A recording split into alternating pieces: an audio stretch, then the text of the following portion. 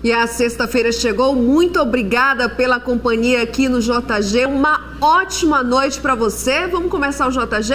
Então vem ver comigo os destaques de hoje. Agosto, aulas presenciais e futebol estarão de volta.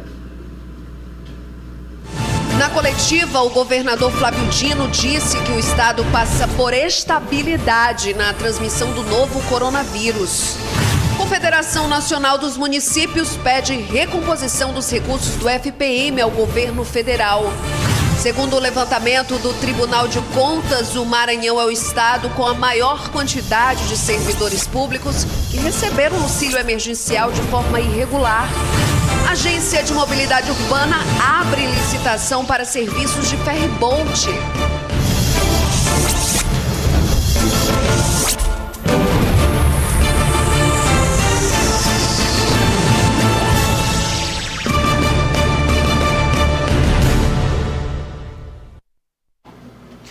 Começar o JG com a tradicional coletiva do governador Flávio Dino, que acontece todas as sextas-feiras, com o balanço da pandemia do novo coronavírus aqui no estado.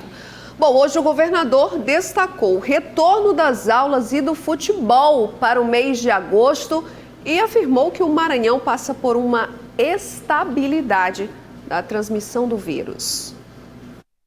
Situação do Maranhão. No caso do Maranhão, se fôssemos definir em uma palavra a situação do coronavírus, nós definiríamos pelo termo estabilidade. É a situação que nós temos no momento.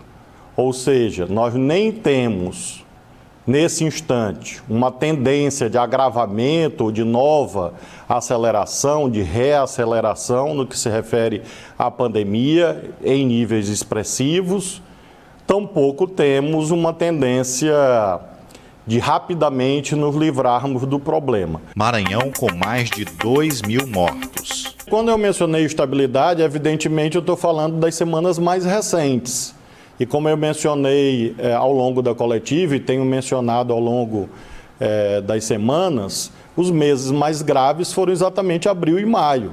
Então é claro que nós tivemos em abril e maio, no Brasil, no norte e nordeste, de modo geral, uma aceleração bastante acentuada. O que nós temos que analisar, e é o que eu faço semanalmente, são as tendências. E se você observar os indicadores das últimas semanas, muito facilmente se observa esta estabilidade. Volta do futebol. O futebol já tem o protocolo aprovado pelo governo, em entendimento com a Federação Maranhense de Futebol. Já divulgamos as datas, julho e agosto. Retificando uma decisão anterior, haverá também jogos em outras cidades que não São Luís, porém com regras sanitárias, sem público, com limitação do número de pessoas, e com isso nós estamos na expectativa de manter ou de restabelecer o Campeonato Maranhense de Futebol, inclusive com o apoio do governo do estado, a partir do mês de agosto. Retorno das aulas.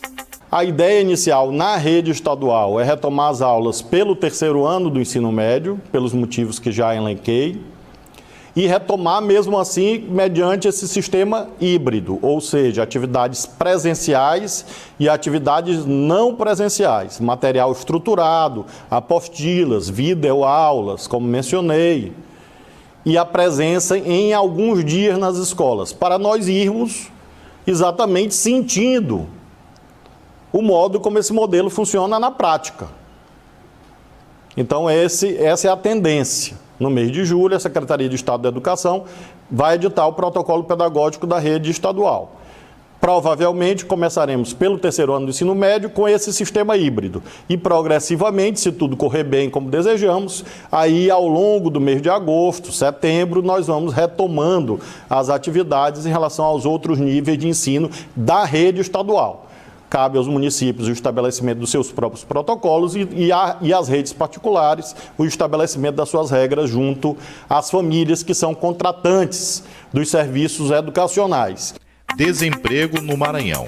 Entre todos os estados do Nordeste, o Maranhão foi aquele que menos perdeu empregos formais em razão da pandemia do coronavírus até aqui. Vejam, o Maranhão perdeu 0,26% de empregos formais, enquanto nós temos Pernambuco, Alagoas, Rio Grande do Norte, Paraíba, Ceará, Bahia, Piauí e Sergipe com indicadores maiores de perda de empregos. Risco de normalização. Nós temos esse risco de haver uma espécie de acomodação em que, equivocadamente, as pessoas possam eventualmente achar que o coronavírus já foi embora. Ele não foi, ele está presente fortemente no Brasil, como mostrei no Brasil, nos Estados Unidos, sobretudo, e por isso nós precisamos manter o nível de vigilância para que não haja novas ascendências que sejam eventualmente descontroladas. Nós precisamos estar sempre, todos os dias, atualizando esta análise de conjuntura para que possamos fazer a modulação correta entre as várias medidas possíveis para evitar um quadro de descontrole, que é o que nós levamos em conta. Nós levamos em conta a ocupação de leitos hospitalares e óbitos. Então, enquanto houver estabilidade em relação a isso, nós estamos no caminho certo. Se houver um agravamento, é claro que aí nós vamos modular de outra maneira as regras sanitárias, visando exatamente combater essa possibilidade ainda não existente de nós termos um agravamento da situação do coronavírus no nosso estado. A gente tem acompanhado nos noticiários as histórias de pessoas que, mesmo se encaixando nos requisitos para receber o auxílio emergencial do governo federal, não conseguiram. Mas olha o que o Tribunal de Contas do Estado e a Controladoria Geral da União descobriram. O Maranhão é o estado com a maior quantidade de servidores públicos que receberam auxílio de forma irregular. Foram 84 mil pessoas. Isso traz um prejuízo aos cofres públicos de 60 milhões de reais. Depois de constatadas aí as irregularidades, os gestores públicos vão receber todas essas informações para adotar providências tanto de defesa quanto de aplicação das sanções aos envolvidos nas irregularidades. Bom, enquanto as cidades amargam crises econômicas que pioraram depois da pandemia, ainda tem mais um problema. Os recursos enviados pelo governo federal por meio do Fundo de Participação dos Municípios vem reduzindo. A Confederação Nacional dos Municípios agora pede a recompensação desses valores. O Fundo de Participação dos Municípios é uma verba enviada 3 vezes ao mês pelo governo federal aos municípios brasileiros, com o objetivo de ajudar as cidades a pagar as despesas e fazer os investimentos. Mas nos últimos meses, a quantia enviada vem caindo cada vez mais. Só para você ter uma ideia, em junho do ano passado, os municípios maranhenses receberam pouco mais de 334 milhões e 103 mil reais. Já em junho deste ano, as cidades do estado conseguiram aproximadamente 264 milhões e 51 mil reais, uma queda de 23%. O município de Açailândia recebeu em junho do ano passado cerca de 3 milhões 140 mil reais. No mesmo período deste ano, o valor caiu para 2 milhões 481 mil, uma queda de 659 mil reais. Existem casos de cidades pequenas, como Afonso Cunha, que em junho do ano passado recebeu 588 mil reais e em junho deste ano obteve apenas 465 mil, uma redução de 123 mil reais. Passo do Lumiar, que compõe a região metropolitana de São Luís, também recebeu em junho do ano passado 7 milhões 623 mil reais e no mesmo período deste ano 6 milhões e 9 mil. Os dados foram apresentados pela Federação dos Municípios Maranhenses, a FAMEM, que destaca o quanto é importante o FPM para as cidades maranhenses, principalmente neste período de pandemia, onde muitas cidades decretaram estado de calamidade pública. O FPM é a principal receita dos municípios do estado do Maranhão, diferente de outros municípios como da região sul, que tem aí o ISS, tem o ICMS como fontes maiores do que o fundo de participação. A realidade nossa é bem diferente, então essa é a principal receita e os municípios dependem dela diretamente para pagar aí as despesas mensais com a administração pública. Com a pandemia do novo coronavírus, muitos municípios maranhenses deixaram de arrecadar muitos impostos, principalmente o ICMS. Com esse enfraquecimento da economia, o FPM passou a ser a principal fonte de renda para muitas cidades brasileiras. A queda no recurso levou a Confederação Nacional dos Municípios ao governo federal para pedir a recomposição do FPM. A demanda foi atendida e a quantia para cada município conseguiu equilibrar as contas de cada cidade. Essa foi uma luta de todas as federações junto com a CNM para que o governo pudesse fazer uma recomposição do valor. Com a pandemia, as receitas caíram, o fundo de participação caiu drasticamente, então o que ficou acordado é que o FPM não seria menor do que o de 2019. Então, veja só, nós estamos falando de recurso de 2019 para pagar contas de 2020, quando tudo tem aumento. E a seguir, as informações sobre a sessão extraordinária da Câmara de São Luís na tarde de hoje, sexta-feira, para votar um reajuste para os professores da rede municipal. Eu volto em instantes, nosso intervalo é bem curtinho. Fica aqui no JG.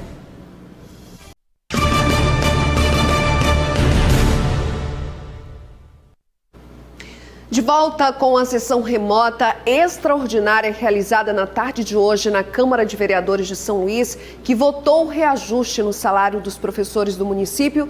E quem tem mais informações para a gente é o repórter Eduardo Gomes.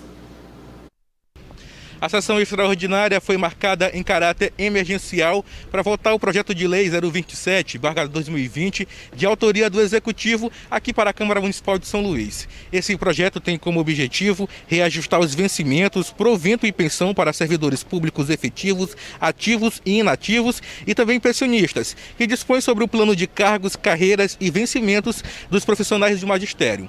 Esse projeto também tem como intuito reajustar em 2,6% um valor percentual. Lembrando que essa votação foi feita agora à tarde durante uma sessão remota, uma sessão online entre os parlamentares. Durante essa sessão, os vereadores criticaram a postura do Executivo com esse projeto, porque como é uma matéria financeira, não há como fazer emendas. Uma vergonha esse 2,6%. E é mais vergonhoso ainda, presidente, o que o Honorável acabou de falar, se não me falha a memória, que ele falou que apenas 30 pessoas, foi isso, Honorável? Vai ser beneficiado por esse mísero 2,6% na reposição salarial dos professores. Bom, durante a sessão, os vereadores César Bombeiro, Umbelino Júnior, Chaguinhas e Bárbara Sueiro criticaram a postura do Executivo em não dialogar com a categoria. Lembrando também que a vereadora Bárbara Sueiro informou que o projeto deveria ser reajustado em 12,85% e não em 2,6%. Os maiores problemas que eu enfrentei nesses 2 mandatos foi a falta de diálogo do Executivo com a categoria dos educadores. Isso sempre foi uma tristeza. E a gente tem aqui que votar para não prejudicar. É para não prejudicar. Bom, apesar das divergências, o projeto foi aprovado pela maioria dos parlamentares e agora volta para a Prefeitura de São Luís para ser sancionado. Da Câmara Municipal de São Luís, Eduardo Gomes, para o Jornal da Guará. Está aberta a licitação para definir a empresa que vai assumir a operação de transporte do ferry-boat, que faz a travessia de centenas de pessoas todos os dias para a Baixada Maranhense. No processo, tem exigências para que a nova empresa realize melhorias na estrutura, com novas embarcações e garantias de segurança. O processo de licitação pretende dar maior qualidade na prestação dos serviços aquaviários intermunicipais no Maranhão. As empresas terão 60 dias para apresentar suas propostas junto à Agência Estadual de Mobilidade Urbana e Serviços Públicos. O Estado oferece a concessão e cobra desse investidor a contrapartida de investimento em embarcações novas, embarcações com ar-condicionado, uma garantia na qualidade da prestação de serviço para o usuário, para o passageiro. Após a conclusão do processo licitatório e a assinatura do contrato de concessão de 20 anos, será dado um tempo razoável para que sejam disponibilizadas mais 10 embarcações, que vão ampliar a capacidade de transporte entre a capital e a Baixada Maranhense. Um prazo máximo de 2 anos para a entrega das 2 primeiras embarcações e, sucessivamente, a troca de todas as embarcações até o prazo máximo de 5 anos. Para em 5 anos, no máximo, a gente ter 10 embarcações novas com ar-condicionado, com facilidade de compra de passagens, inclusive pela internet, a instalação de um posto físico no município de Pinheiro, que era outro desejo da população, dos usuários. Além da ampliação do número de embarcações, estão previstas uma série de melhorias que fazem parte de reivindicações antigas de quem faz uso do transporte aquaviário no Maranhão. Agora, a gente para tudo no JG para dar aquela dica. A gente sabe que neste momento difícil toda ajuda é bem-vinda. Por isso, a Equatorial Maranhão traz de volta a promoção Energia em Dia. É uma promoção aí pensada para realmente ajudar as pessoas. São sorteios todo mês de 1 ano de supermercados de R$500. Isso mesmo, 1 ano de supermercado de R$500 todo mês. Já pensou como isso pode ajudar na sua renda? É uma ótima notícia, não é? E tem também 2 sorteios mensais de 1 ano de bônus aí de R$250 para pagar a sua conta de energia elétrica. E ainda tem prêmios extra. Bom, são 15 casas que serão contempladas com R$12 mil. E o que você vai fazer com esses R$2 mil? Você vai trocar seus eletrodomésticos e até fazer uma reforma. E no final da promoção tem sorteio de um carro 0 quilômetro. Eu vou te falar, hein? São prêmios que vêm na hora certa, justo quando está todo mundo precisando. Para participar, basta estar em dia com a Equatorial. Bem fácil, né? Então não fique de fora. Faça o cadastro em energiaemdia.equatorialenergia.com.br. Mais do que nunca, nesse momento, conte com a energia da Equatorial Maranhão. E no próximo bloco, hoje é o Dia Nacional de Combate à Discriminação Racial e nós vamos mostrar um caso polêmico de um estudante aqui na capital que acabou sendo expulso da escola após trocar mensagens de conteúdo racista. É um assunto triste que ainda existe, mas a gente tem que noticiar e é logo depois do intervalo.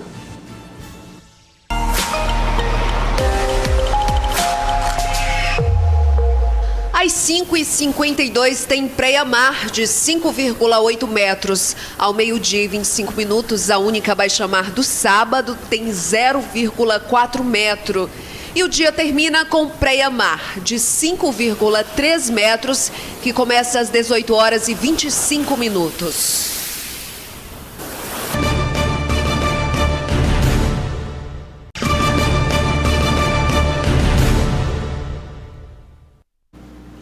E ontem à noite, a operação do 24º Batalhão de Infantaria de Selva e a Polícia Rodoviária Federal foram apreendidos 3 caminhões com metros cúbicos de madeira serrada. Bom, o Exército e a PRF apreenderam os veículos durante um bloqueio realizado na BR-135, no quilômetro 4, no município de Itapecuru. A operação, chamada de Verde Brasil 2 é coordenada pela Vice-Presidência da República, com ação também das Forças Armadas. As fiscalizações começaram em maio para combater crimes ambientais na região da Amazônia Legal. E por falar em meio ambiente e crimes ambientais, olha que triste. O Instituto Nacional de Pesquisas Espaciais mostra números impressionantes do aumento das queimadas na região da Amazônia Maranhense durante a pandemia. O crescimento foi de 175% de março até agora, desde que houve o primeiro caso de coronavírus aqui no estado. Do dia 20 de março até 1º de julho, foram 110 focos de incêndio. No ano passado, neste mesmo período, foram registrados apenas 40, de 110 para 40. Olha a diferença. Ainda segundo o Instituto, a maioria está localizada na região sul do estado, a maioria dos focos de incêndio. E agora a gente traz uma polêmica. Um aluno de uma escola particular de São Luís foi expulso depois de trocar mensagens por aplicativos de celular e essas mensagens tinham um conteúdo racista. Bom, pelo menos foi o que a escola entendeu. A expulsão do estudante aconteceu na véspera do Dia Nacional de Combate à Discriminação Racial. Nas mensagens, o estudante se dizia germânico supremacista e apontava os africanos como sendo responsáveis pela criação do vírus Ebola. Ele ainda divulgou um vídeo para sustentar a afirmação de que o primeiro Homo sapiens era branco. A escola particular em que ele estudava, que a princípio tinha apenas dado 3 dias de suspensão, decidiu expulsá-lo após uma campanha nas redes sociais. O secretário de Estado da Igualdade Racial afirma que não foi oficiado formalmente sobre o caso, mas pelo que conseguiu acompanhar, analisou o fato como mais um episódio de racismo estrutural. Nós temos um adolescente, que a gente tem que percorrer pelos trâmites que a lei permite, mas agora um adulto foi e se manifestou e explicou para a sociedade por que o adolescente se comporta daquele jeito, porque tem na estrutura da família embutido o racismo estrutural no qual vive o nosso país. Nós conversávamos antes aqui sobre o Dia de Combate ao Racismo e é uma necessidade do Brasil, porque nós estamos num país que tem origem na sociedade da contraposição entre a Casa Grande e a Senzala. Então nós temos um racismo estrutural no nosso país. A nossa sociedade se organiza a partir desse conflito de escravocratas e escravos, e ela não evoluiu muito. O episódio ganha ainda mais destaque nesse dia 3 de julho, em que se celebra o Dia Nacional de Combate à Discriminação Racial. Um dia de enaltecer as conquistas étnico-raciais, mas também de fortalecer as lutas contra o racismo. Então, se não existe racismo, para que o Estado tenha uma estrutura de combate? Se não existe o racismo, por que o Estado se preparar para compensar os males que foram feitos a essas pessoas que foram trazidas da África e escravizadas no Brasil? Então, esse tipo de estrutura, nós temos que ir aos poucos e combatendo. O Estado oferece uma série de canais para que qualquer pessoa que tenha sofrido ou mesmo presenciado um episódio de racismo possa formalizar uma denúncia. Olha, a primeira atitude da família é procurar a Delegacia de Combate aos Crimes de Racismo.